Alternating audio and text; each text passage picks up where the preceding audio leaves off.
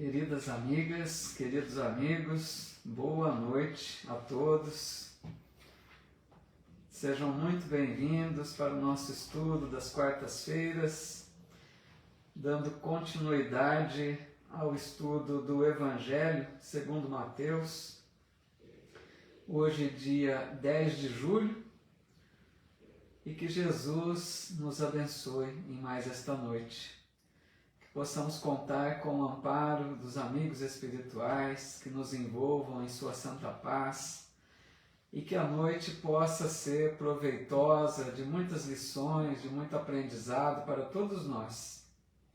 Deixo aqui o meu abraço fraterno às amigas e amigos que acompanham estes estudos em outros dias, que não conseguem aqui estudar online conosco. Aqueles que acompanham o meu canal no YouTube, que é Paulo Eduardo Sampaio. Fica aqui o meu abraço, os votos de muita paz a todos. E aqui o nosso boa noite, nosso abraço às amigas e amigos que já estão conectando conosco aqui pelo Facebook, também pelo Instagram. Nosso boa noite a Cida Baldan, a Zenaide de Assis Alexandre, a Isabel Costa também conosco, a Lourdes Galvani, Ercília Machado, a Bruna Souza, que assim seja, a Margarida Zanelarte também, muito boa noite, a Quilina Martinez Rara, a Romilda Martiniano aqui também chegando pelo Instagram. E a todos que estão conosco, aqui já conectados, muito bem-vindos. Muita paz a todos vocês. O Ailton Cosmo Rodrigues, a Fátima também conectando aqui pelo Insta. Que legal, fico muito feliz com a presença de todos vocês. Sempre uma alegria.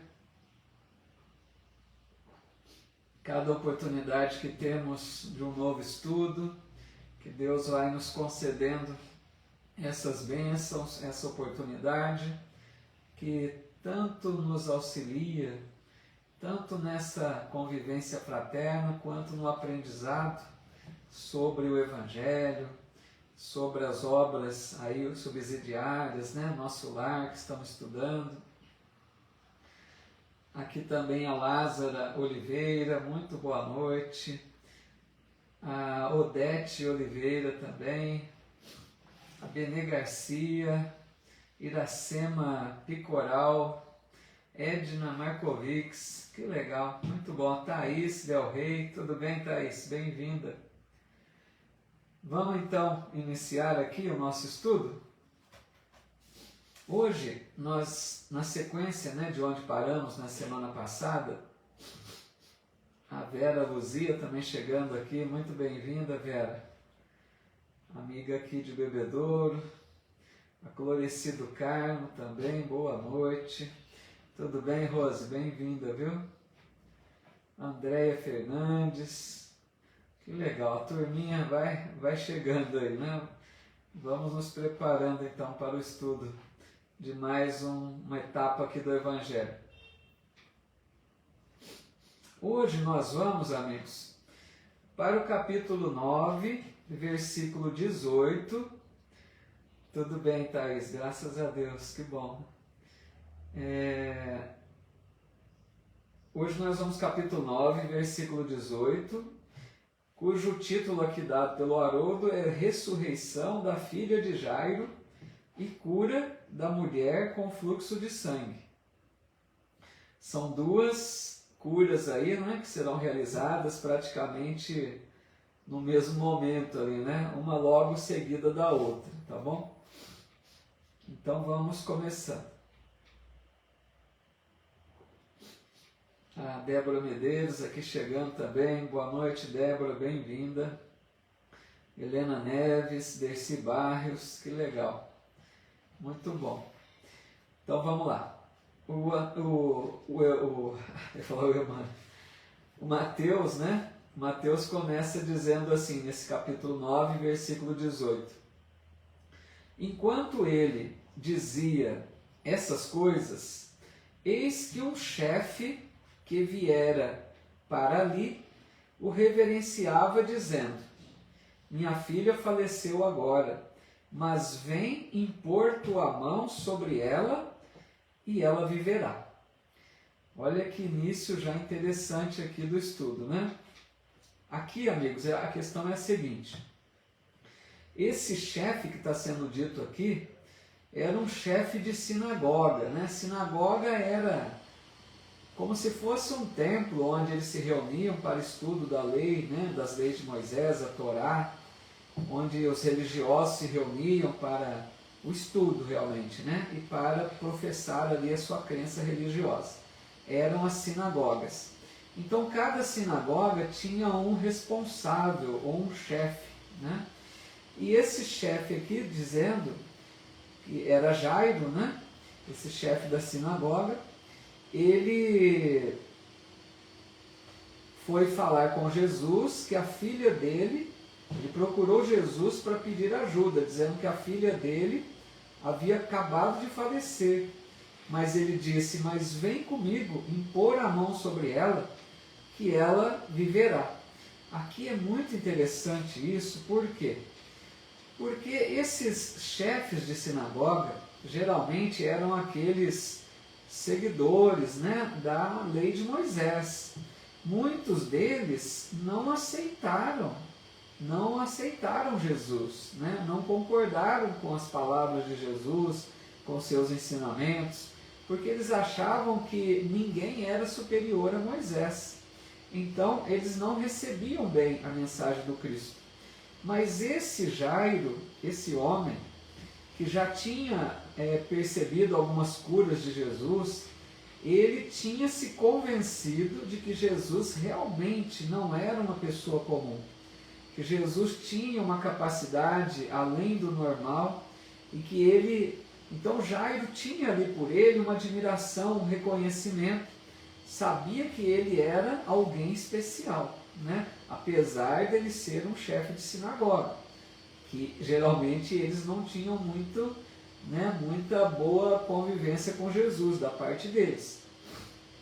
Então ele diz para Jesus ir lá, impor as mãos na sua filha, e ele diz assim: e ela viverá. Olha a fé que ele tinha em Jesus, então, na sua capacidade, né? Ele acreditava que Jesus poderia ressuscitá-la, que é o termo que eles usavam, né? Porque ele achava que ela estava morta, e Jesus, então, impondo as mãos sobre ela, poderia trazê-la de volta à vida. Essa é a questão. Aí diz assim: Jesus, erguendo-se, o seguiu, e seus discípulos também. Então Jesus foi com ele na direção da casa dele, né? Na intenção de tentar trazer a menina, né, a filha de Jairo, de volta à vida. Aí diz assim: e eis que uma mulher que sangrava há 12 anos aproximou-se por trás e tocou na orla da sua veste. Tocou na orla, né? Aqui só vamos comentar um detalhe, né? Bom, completando aqui, diz assim: pois dizia consigo, se somente tocar na sua veste, serei salvo. Então, entendamos assim, né? Jesus estava a caminho da casa de Jairo para ver a sua filha, que ele disse que havia falecido. E no caminho da casa de Jairo, eles encontram essa mulher que tinha um fluxo de sangue que não cessava fazia 12 anos. Imaginem a dificuldade dela naquela região, onde as mulheres já eram, né, de certa forma excluídas, ainda mais se estivesse num período que sangrasse, né? Ela estava com esse sangramento constante. Então ela era rejeitada por aquelas pessoas que achavam que o período de sangue de uma mulher perdia a pureza, né? Eles não se aproximavam dela.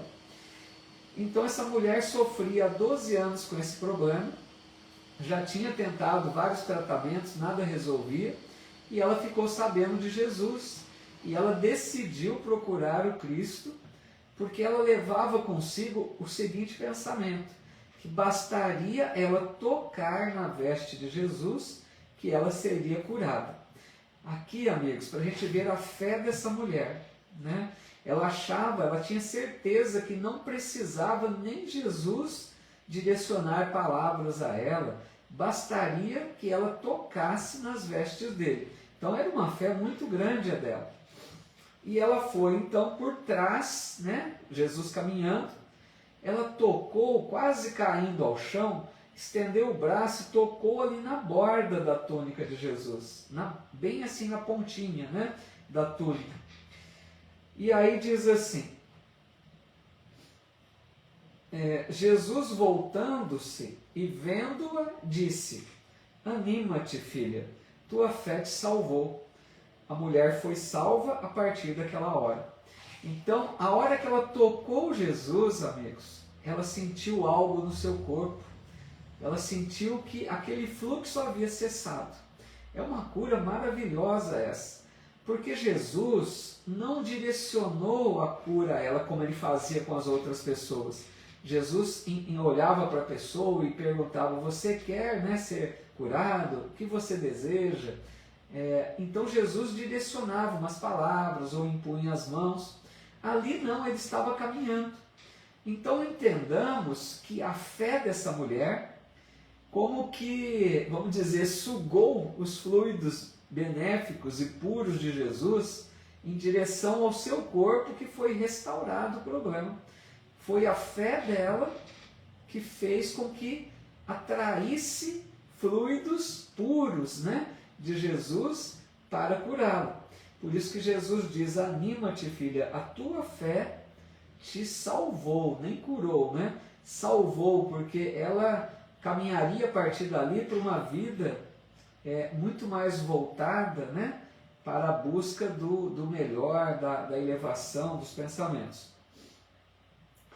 Aí diz assim, Jesus, depois de ter vindo para a casa do chefe, então Jesus cura a mulher e continua a sua caminhada em direção à casa de Jairo, para ver a filha dele, né?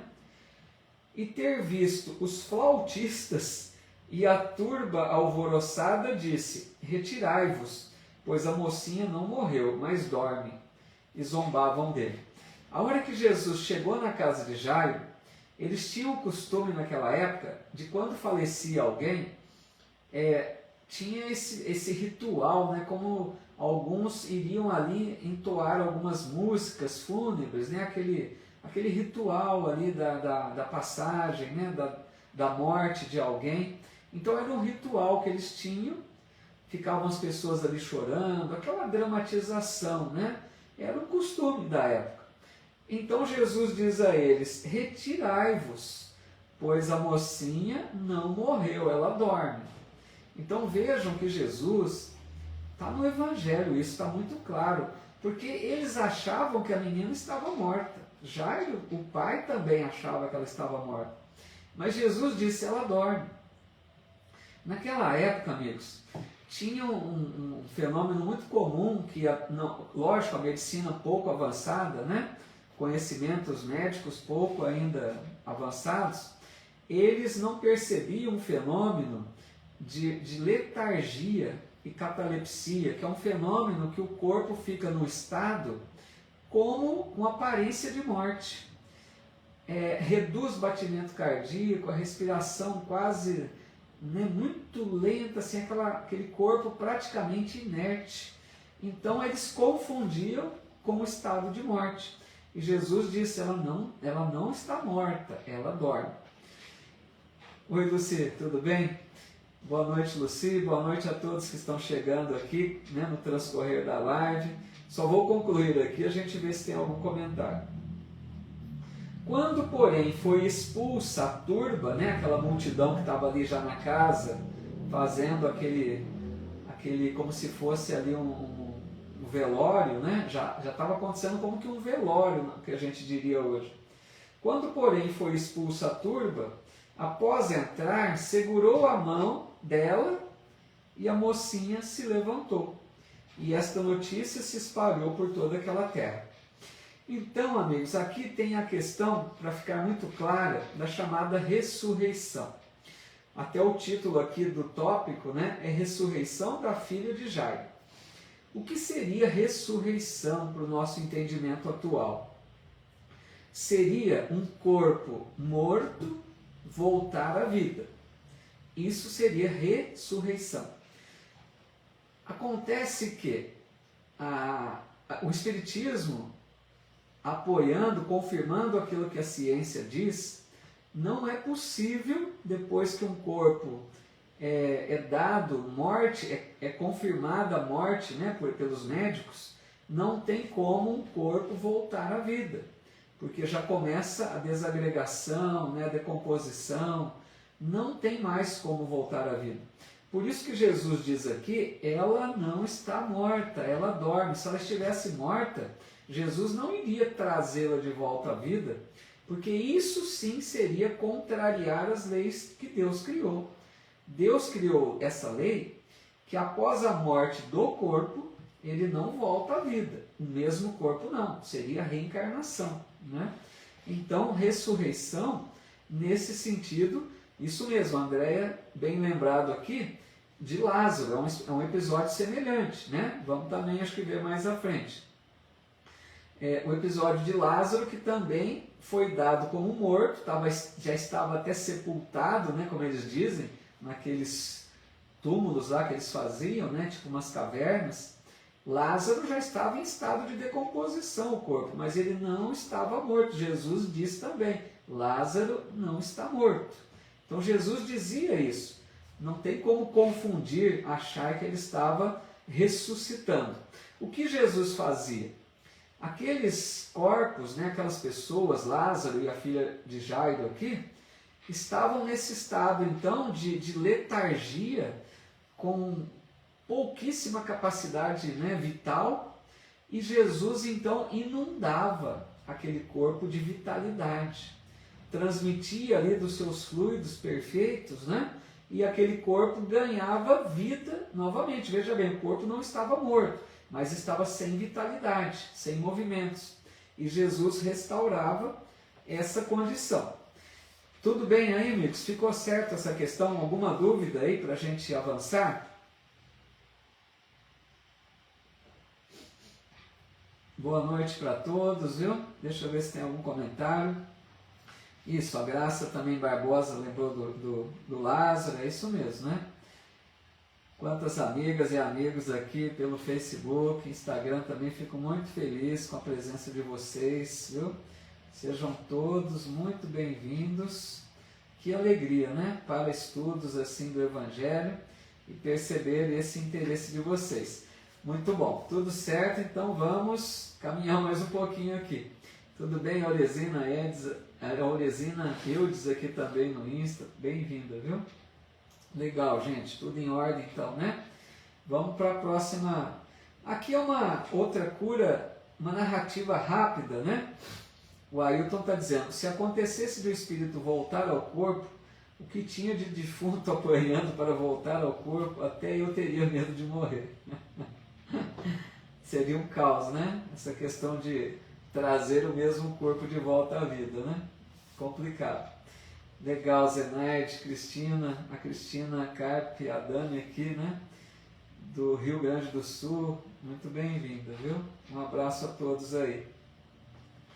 Bom, aí vem a cura de 2 cegos. São várias curas, viu, amigos? Às vezes a gente confunde uma cura com outra, né? Essa cura dos 2 cegos, tem um trechinho aqui parecido com aquela cura do cego de Jericó, não é a mesma, tá? A cura do cego de Jericó era um só, né? Nós vamos ver mais à frente também. Essa é a cura de 2 cegos. Bem rápida aqui a narrativa. Passando dali, seguiram Jesus 2 cegos, gritando e dizendo, tem misericórdia de nós, filho de Davi. Aqui vamos fazer um parênteses, né? Esse filho de Davi pode parecer estranho para alguém, né? Alguém poderia dizer, mas Jesus não era filho de José? Essa questão, naquela época, eles diziam filho de tal pessoa no sentido de uma descendência, né? Davi era como uma referência lá atrás da genealogia de Jesus, né? Da família por onde ele veio, do tronco, né? De onde ele veio. Desde lá o pai Abraão, veio os descendentes, teve Davi, e Jesus então nessa genealogia surgiu desse tronco, né? Vamos dizer assim. Então quando eles dizem aqui filho de Davi, é nesse sentido, da genealogia de Davi, porque ele era filho de José, né? Nós sabemos. Depois de ir para casa, os cegos se aproximaram dele e Jesus lhes diz: credes que posso fazer isso? Dizem-lhe: sim, Senhor. Então Jesus perguntava: vocês acreditam que eu posso curá-los? Jesus sempre fazia essa pergunta, porque ele queria sentir, né, naquelas pessoas até que ponto elas estavam confiantes, elas tinham fé que poderiam ser curadas. E Jesus muitas vezes perguntava assim também: o que queres que eu te faça?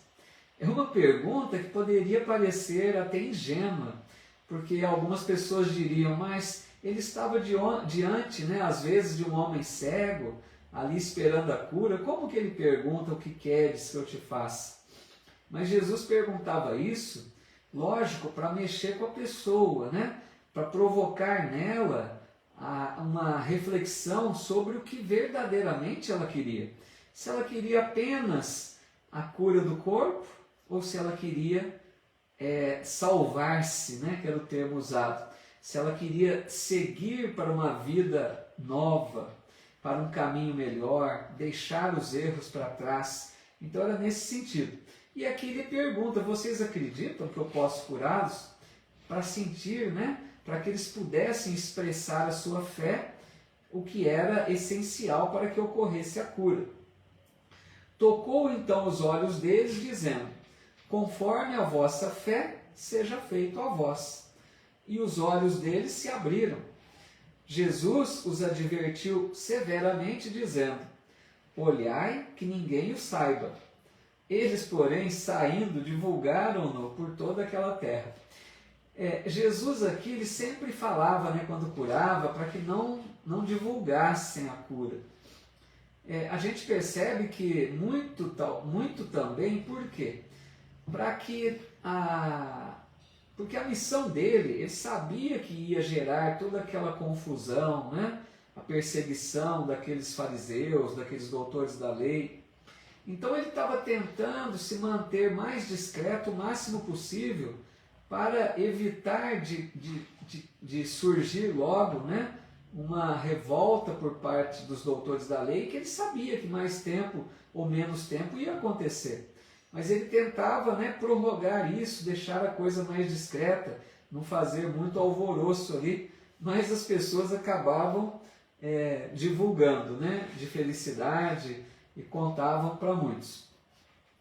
Vamos para mais uma cura aqui então. Olá, Leonora Botelho também conosco, bem-vinda, Gorete Curtis e todos aqui estão conosco. A Valéria Pagliarini aqui no Insta também, tudo bem, Valéria, querida amiga?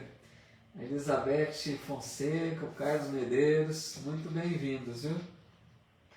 Agora aqui na sequência fala cura de um endemoniado mudo. Nós já falamos, né, creio que na semana passada, sobre esse termo endemoniado. Né, os demônios, naquela época tão falada, na época de Jesus, só reforçando rapidamente que não existem seres que estejam numa condição de disputa de poder com Deus. Né? Não existe esse ser demoníaco. Todas as criaturas, sem exceção nenhuma, são filhos de Deus, todos somos. E esses então, que temporariamente estão presos ao mal, por mais que estejam carregados de maldade, também são filhos de Deus e também um dia vão se reabilitar e deixar o mal e voltar ao bom caminho. Então esses aqui que falam endemoniados eram criaturas que estavam, na nossa linguagem atual, né, obsediadas. Então é como se dissesse cura de um obsediado mudo. A obsessão dele, o espírito lhe cortava, lhe impedia de falar. Ele não falava, Ele estava numa mudez decorrente desse processo obsessivo. E aqui diz assim: ao saírem, eis que lhe trouxeram um homem mudo, que estava endemoniado. E expulso o demônio, o mudo falou. As turbas se admiraram, dizendo: nunca fez-se visível de tal maneira em Israel. Os fariseus diziam: pelo chefe dos demônios, expulsa os demônios. É até engraçado, né? Porque eles diziam que Jesus fazia isso pelo chefe dos demônios, como se Jesus estivesse na fileira desses demônios que eles acreditavam seres, né, muito maldosos, que Jesus estava agindo pelo mal, né? Como que ele faria coisas tão boas agindo no mal? Então era aquela ideia, né, que Jesus trabalhava em nome dos demônios. Aquela visão completamente equivocada, né, desses doutores da lei. Mas a cura é só isso, muito rápida também. Jesus então expulsa, né, entre aspas, ele ordena aquele espírito que se afastasse daquele homem, simplesmente um processo de libertação dessa influência espiritual perturbadora, né? E aquele homem voltou a falar na mesma hora. Processo quase que parecido acontece nos dias atuais na casa espírita, nas reuniões de desobsessão, com a diferença que nós precisamos às vezes de muitas reuniões, né, no trato, na conversa, no diálogo, tentando ali convencer o espírito a deixar aqueles obsediados. E Jesus ali bastava dar uma ordem, né, que o espírito deixava aqueles a quem perseguia. A Edna está dizendo: Jesus expulsa também os obsessores. Então, é como se fossem, né, aqui o termo que nós usaríamos seriam esses obsessores, certo? Na sequência aqui, amigos, capítulo 9, versículo 35, quem estiver aí acompanhando com a Bíblia, né? Lembrando sempre de pequenas variações referentes à tradução. Cada Bíblia tem um tradutor, então a gente percebe aí ligeiras palavras, né, com alguma diferença, mas que o significado é o mesmo. Jesus percorria todas as cidades e aldeias, ensinando nas sinagogas, proclamando o evangelho do reino e curando toda doença e toda enfermidade.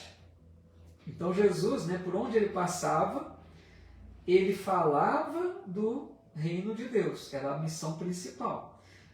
A função dele principal não era curas, né? Entendamos isso. Jesus não estava muito preocupado em curar corpos, amigos.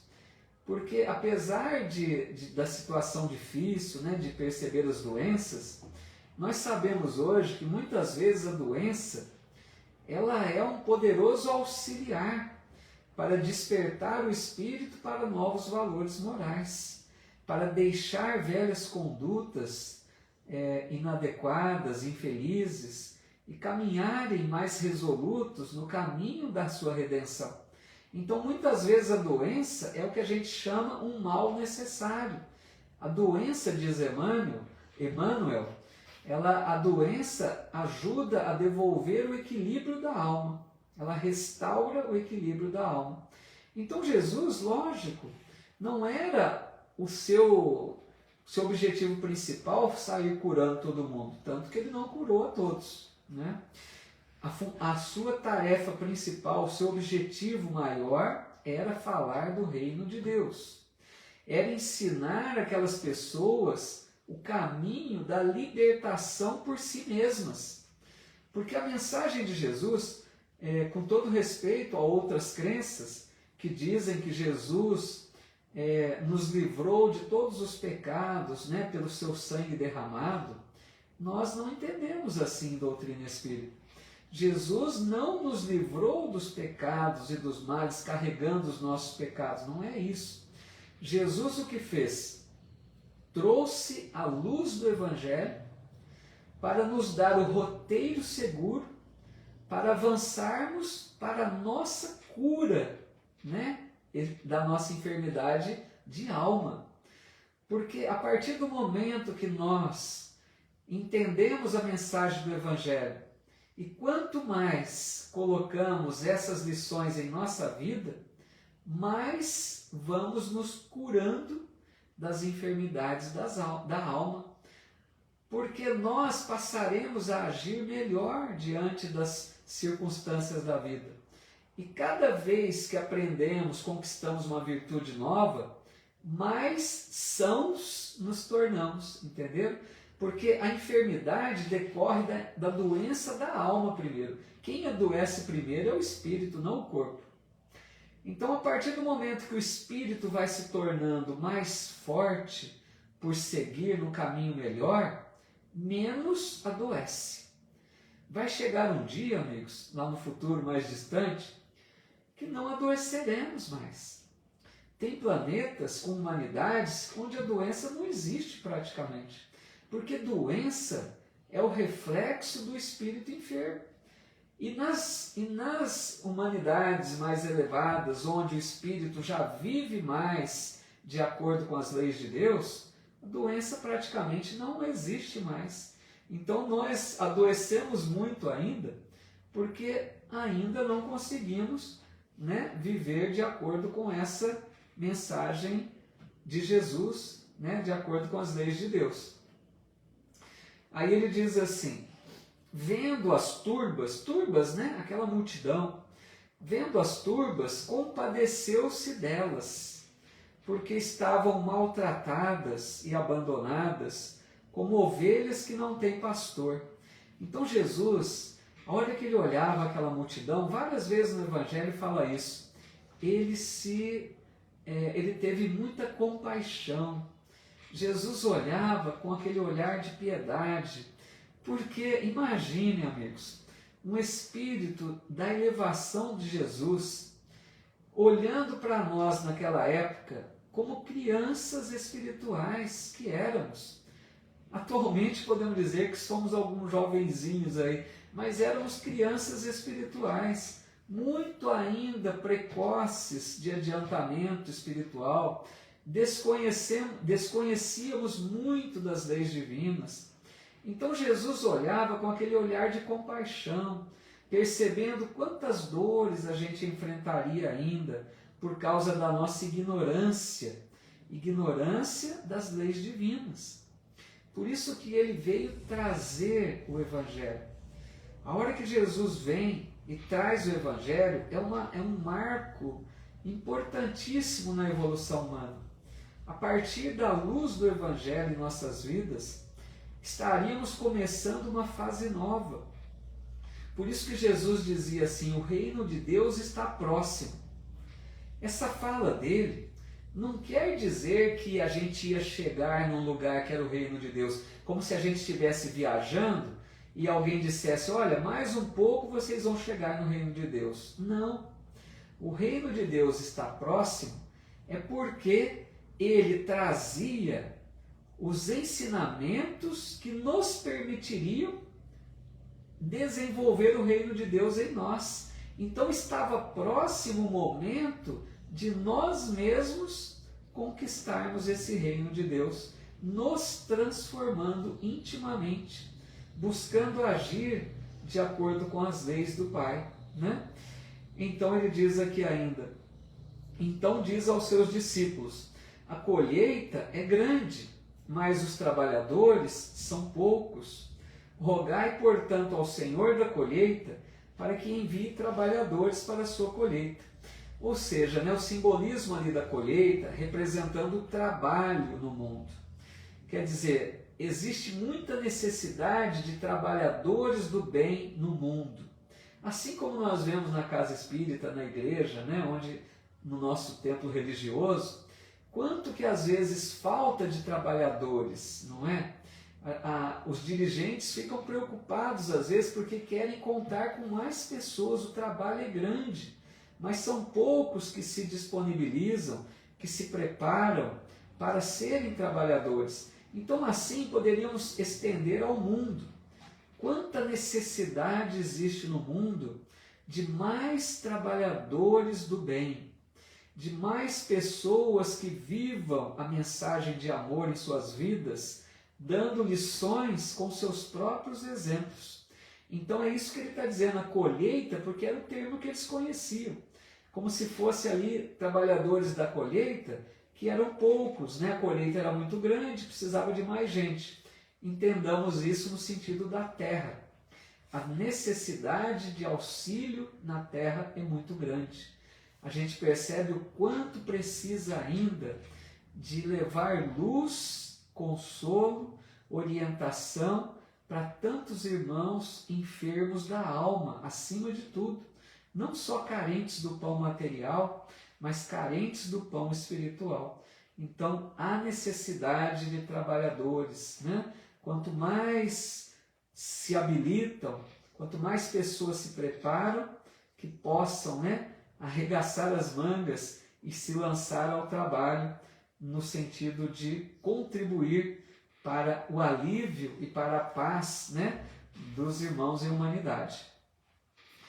Ana Lúcia está dizendo aqui, pensando aqui, será que nós, né, nosso espírito, chegamos a ver Jesus de pertinho então? Quem sabe, né, Ana Lúcia? Eu gostaria muito, todos nós gostaríamos muito de ter vivido nessa época, né, junto ali, mas não sabemos, né? Não foram tantos assim, né?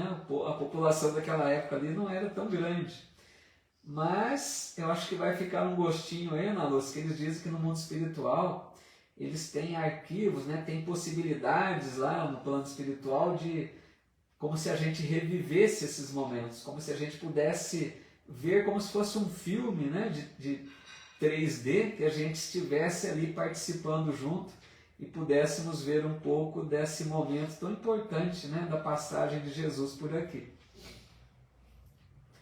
O Ailton está dizendo, no capítulo 35, Vida Superior, por Leon Denis, em Depois da Morte, faz uma linda alusão sobre o nosso futuro, se avançarmos.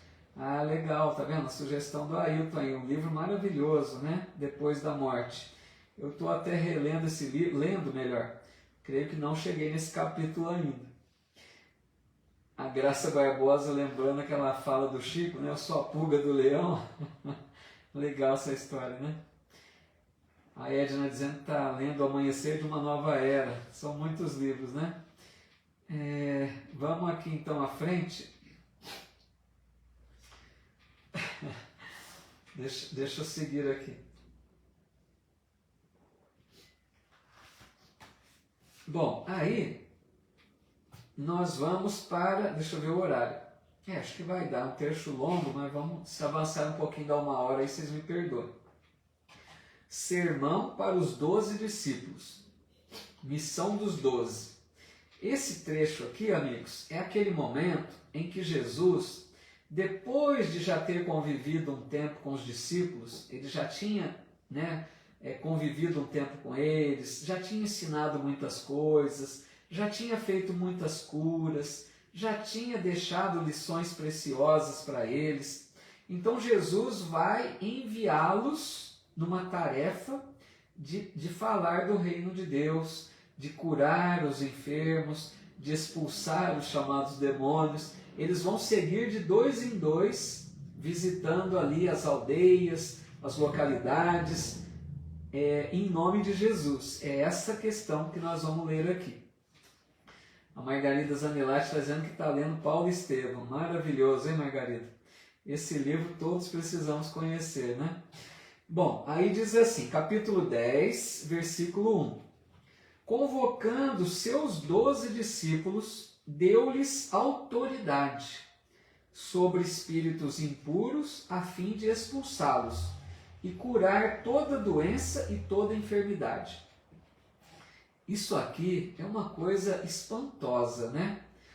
Porque Jesus fazia isso, curava, livrava das obsessões, né? Dizendo o termo mais correto aqui nosso, mas ele nesse momento vai transferir uma certa autoridade para os discípulos, que eles também naquele momento conseguiram fazer isso, também curaram, também afastaram obsessores, ali como Jesus. É incrível isso, porque além de Jesus fazer isso, ele como que transferiu essa capacidade, mesmo que momentânea, para aqueles discípulos seus, né?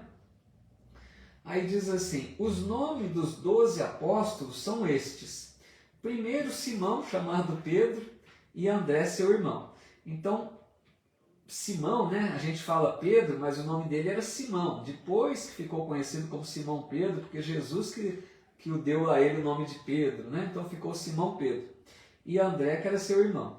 Tiago, filho de Zebedeu, e João, seu irmão. Então Zebedeu é aquele muito conhecido, né? A esposa dele, que é aquela que pediu para que Jesus deixasse um do seu lado direito, um do seu lado esquerdo. Eram esses dois irmãos, Tiago e João. Como tem 2 Tiagos, dos 12 discípulos, a gente tem que saber diferenciar. Então é falado Tiago maior e Tiago menor. Tiago maior era esse irmão de João. João era aquele que foi evangelista. Então Tiago maior e João. Filipe e Bartolomeu. Tomé e Mateus. Mateus o publicano, aquele cobrador de impostos, né? O Levi, né?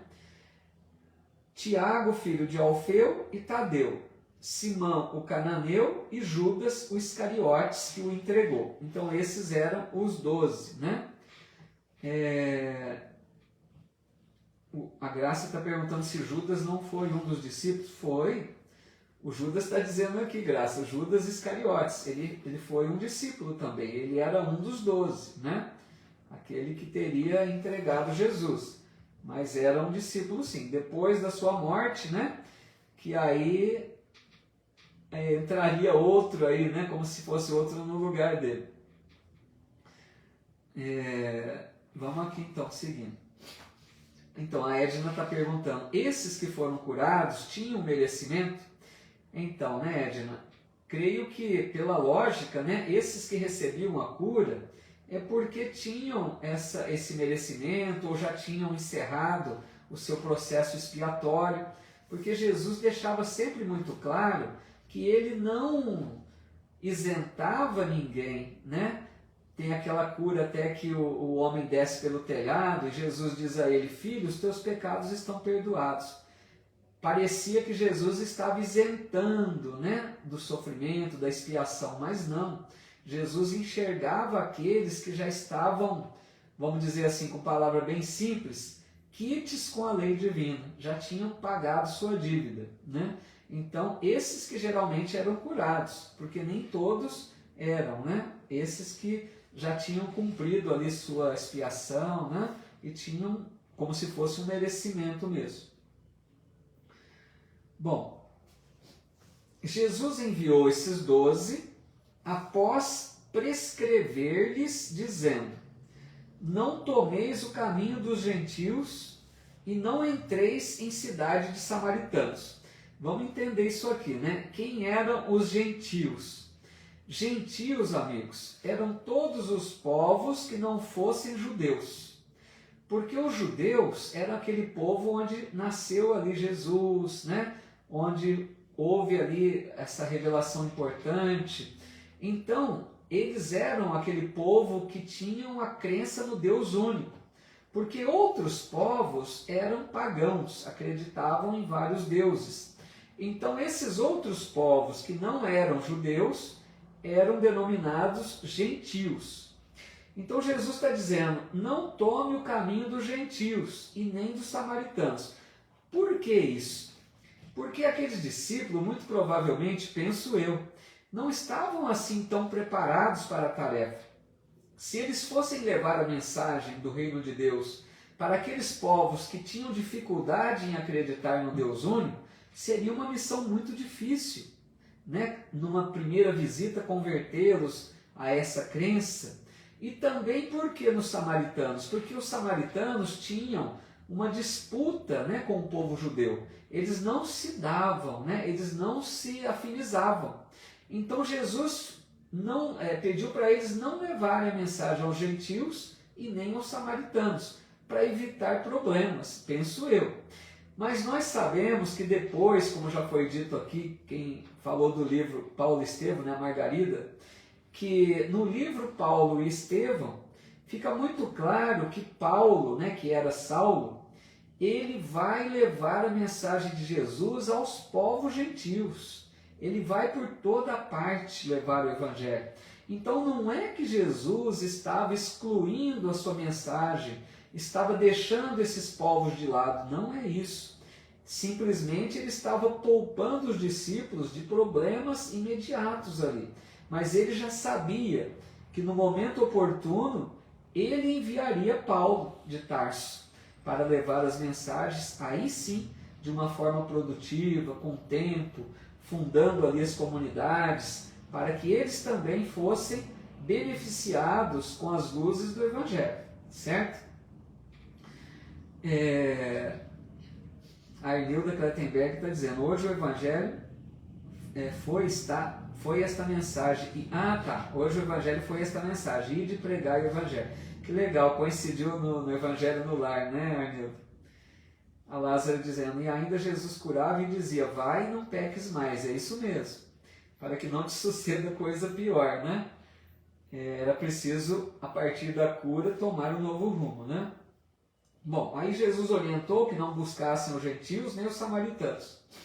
Ide de preferência as ovelhas perdidas da casa de Israel, ou seja, levem a mensagem para o povo judeu, que estão assim, de certa forma, extraviados, como ovelhas desgarradas, que estão ali enfraquecidos na sua fé. Esses são os mais urgentes para receberem, né, essa visita dos discípulos, para se fortalecerem-se na fé. Indo, proclamai dizendo, está próximo o reino dos céus, aquilo que eu acabei de explicar, né?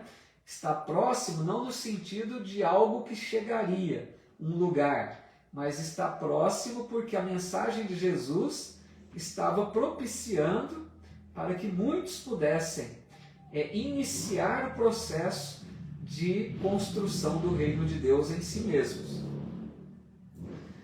Aí ele diz, curai enfermos, erguei mortos, purificai leprosos, expulsai demônios, de graça recebestes, de graça dai. Então eles fizeram isso. A gente vê naquela série que eu gosto muito, indico, The Chosen, né? Não sei se vocês todos já viram ou estão assistindo. Essa série muito assim, descontraída de certa forma, né? Mostra um Jesus muito mais simples, né? Uma vida mais comum. Uma série maravilhosa que narra ali mais detalhes, né, sobre essa vivência de Jesus, lógico, com licença poética, né? Eles criam ali uma certa uma fantasia, vamos dizer assim, acrescentam algo para dar ali uma encenação mais bela, né? Então, mas é uma série muito boa que eu indico aí, né? A Andréia está dizendo, assisti umas 5 vezes. Então, aqueles que quiserem, chama The Chosen, Chosen, né? Creio que está na Netflix, não sei se tem em outros lugares. Bom, então ele fala, de graça recebestes, de graça dai. Outro ponto essencial, amigos. Quanto que a gente ouve em Espiritismo para que não cobremos por nada? O Chico foi o maior exemplo, né? Quantas vezes, obrigado Deise, quantas vezes o pai do Chico, né, que era pobre materialmente falando, pedia a ele, filho, pede uma ajuda para esses espíritos, nós somos carentes também. E o Chico firme ali, não pai, eu não posso, o meu trabalho é com os espíritos, não posso receber por isso. Então a gente vai vendo, né, vai entendendo que o trabalho na doutrina espírita, jamais esperar a recompensa, né? O pagamento, médiuns, por exemplo, não só pagamento em dinheiro, mas qualquer espécie de recompensa. A gente deveria ter essa consciência de que aquilo que estamos ofertando de trabalho, nós estamos sendo apenas instrumentos. Nós não somos, né? A mensagem não é nossa.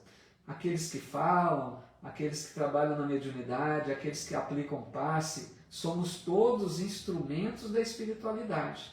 Então nós não podemos esperar recompensa, pagamento, qualquer forma de recompensa, né? De graça receberam, de graça dai.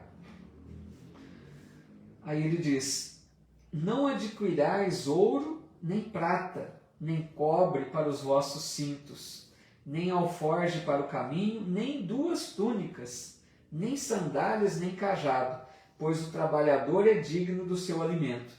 Olha só, ele orientava os discípulos a fazerem essas viagens, né, de trabalho ali, divulgando a mensagem do reino de Deus, sem levar nada. Era a roupa do corpo, como a gente diz, né? Porque o que Jesus dizia, e naquela época era muito forte isso, havia um acolhimento, era como que uma regra daquela sociedade. Os viajores recebiam acolhimento nos lares. Eles eram acolhidos, ofertava-se ali, né, o pouso, a comida, a água. Então, assim, eles não necessitariam levar nada, porque aqueles de boa vontade que os recebessem bem, ofertariam a eles o necessário para a sua subsistência. Então a orientação de Jesus era: não levem nada consigo, porque ele diz: o trabalhador é digno do seu alimento, ou seja, eles levavam a assistência divina, curando, transmitindo as mensagens de luz, né? Libertando as obsessões, e isso já lhes autorizaria, né? Isso lhes favoreceria ter o direito ao alimento, né? Ao pouso, a permanecer ali em um lar, receber ali o que eles precisassem. Em qualquer cidade ou aldeia que entrardes, examinai quem nela é digno e permanecei ali até sairdes. Interessante essa fala de Jesus, né? Então ele está dizendo: aonde vocês chegarem, se uma cidade ou aldeia, se ela for digna, né, se o povo receber, se o povo estiver interessado em ouvir a mensagem que eles levavam, se as pessoas estiverem realmente querendo aprender com eles, seguir para uma vida melhor, então ele disse: permanecei lá por um tempo.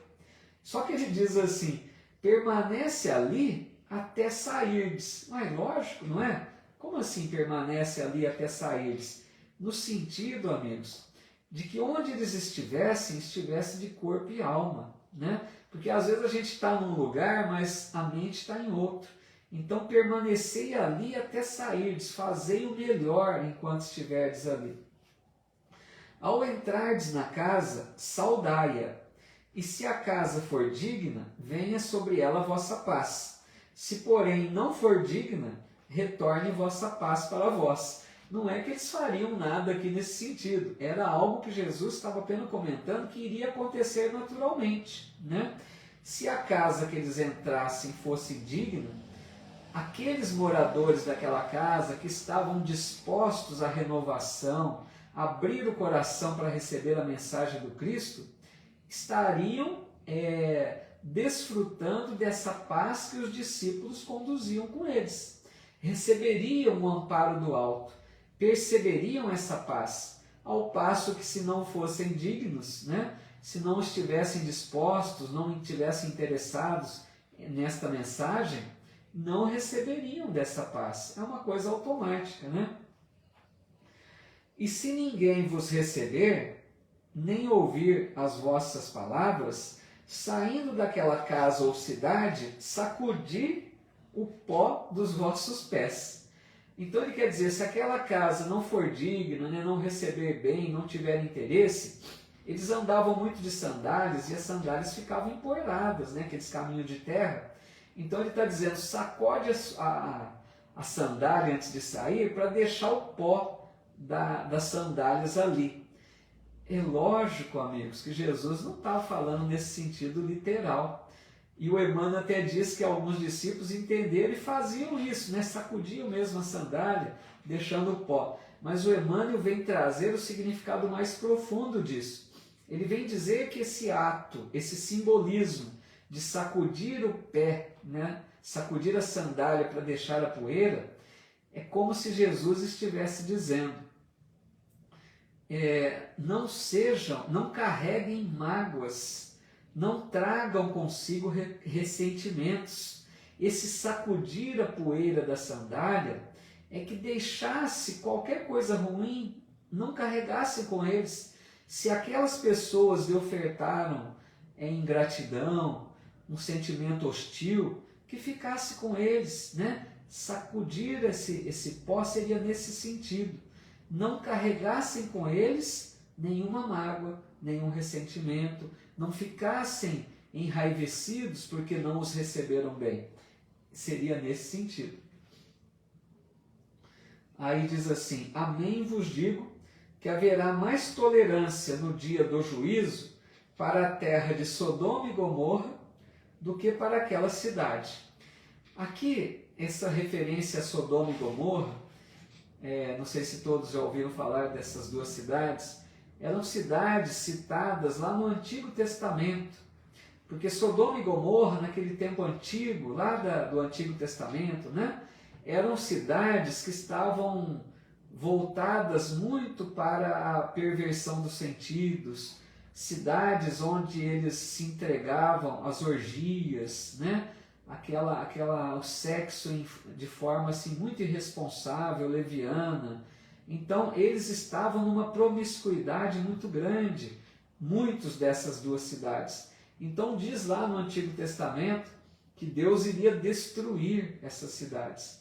Por isso que está dizendo aqui, ele diz assim: haverá mais tolerância no dia do juízo para com a terra de Sodoma e Gomorra, que era, né, um povo muito complicado, do que para aquela cidade, né, que não os receberam. Para a gente ver o quanto era grave aquelas pessoas rejeitarem a mensagem de Jesus, não se abrirem a permitir que a mensagem do Cristo pudesse entrar em seus corações. Então era um erro muito grave que eles estavam cometendo.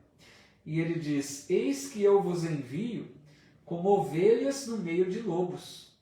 Sede prudentes como as serpentes, e inocentes como as pombas.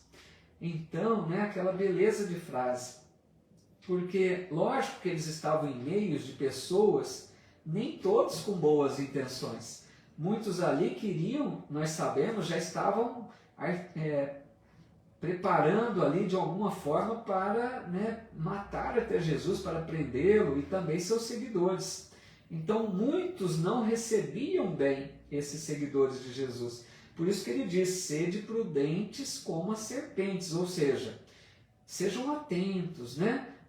Vigiai, não se entregue ali a qualquer condição mais arriscada, mas ao mesmo tempo sejam inocentes, né, como as pombas, ou então mansos como as pombas. Não sejam raivosos, não sejam agressivos, não revidem alguma atitude hostil que pudessem receber.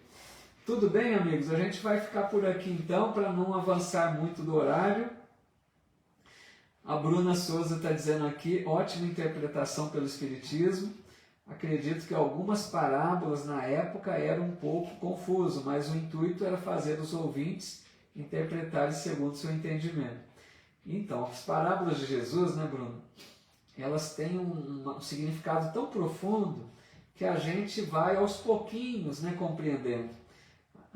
Mesmo nos dias atuais, creio que a gente não ainda consegue abarcar toda a profundidade de uma parábola. Ela vai se mostrando aos poucos, né? Então imagina naquela época, era uma dificuldade mesmo. Apesar de Jesus contar ali nas coisas bem simples, né, para que eles entendessem de uma forma bem material. Deixa eu ver se tem mais alguma colocação aqui. Então, tem um pessoal dizendo que assistiu aí, ou está assistindo The Chosen, né? Muito legal.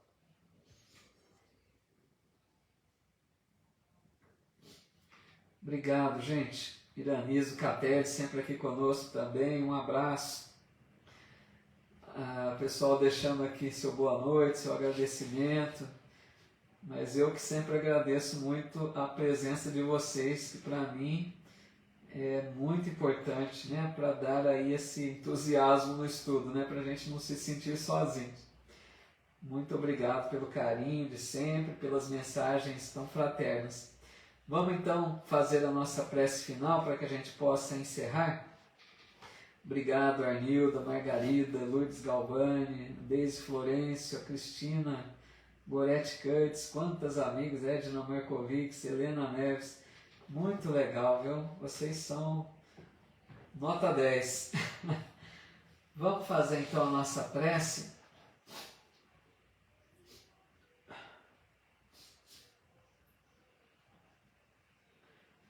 Senhor Jesus, nosso Mestre, nosso irmão querido, que alegria, Senhor, estarmos aqui juntos, estudando um pouquinho do Teu Evangelho.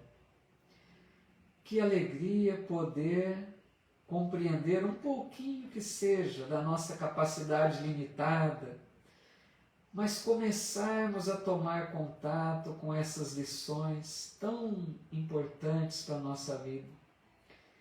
Quanto que o Teu Evangelho, nós estamos compreendendo agora, é uma luz poderosa no sentido de clarear os nossos caminhos, para que a gente avance em direção a Deus, a cada dia buscando vencer um pouquinho mais das imperfeições, a cada dia tentando aumentar o amor em nosso coração, a cada dia aprendendo um pouquinho mais dessas lições que vão nos dando o conhecimento que também é tão importante para desenvolvermos as virtudes. Obrigado, Jesus, pela Tua luz, pelo Teu amor que nos envolve a todos. Ajuda-nos, Mestre, com as nossas dificuldades, porque nós queremos ser discípulos Teus, mas nós sabemos da nossa dificuldade. Ao mesmo tempo que nós queremos, nós nos sentimos tão pequenos, tão frágeis, tão inseguros, que somente a Tua mão poderosa, o Teu amparo, pode nos sustentar nessa caminhada. Ajuda-nos, Senhor, para que prossigamos com mais fé, com mais entusiasmo, com mais alegria, com mais vontade de servir na Tua seara de amor. Abençoa, Senhor, essa terra tão carente de paz, que cada um de nós possamos ser um pequenino trabalhador da Tua seara, possamos multiplicar minimamente os Teus ensinamentos através da nossa conduta mais fraterna, mais amorosa, que nós possamos dar esse pequeno exemplo dentro do nosso lar, tendo mais paciência, mais tolerância, mais compreensão. E assim vamos nos habilitando devagarzinho para caminharmos contigo, Senhor. Muito obrigado, Jesus, por mais esta noite que estivemos reunidos em Teu nome. Abençoa, Senhor, esses lares que aguardam o auxílio dos benfeitores espirituais. Possam eles fluidificar as nossas águas, nos deixando o conforto, o amparo, o socorro para as nossas aflições. Em Teu nome, Jesus, muito agradecidos, encerramos esse estudo muito simples, mas de boa vontade, que realizamos junto dos Teus mensageiros de luz. Que assim seja.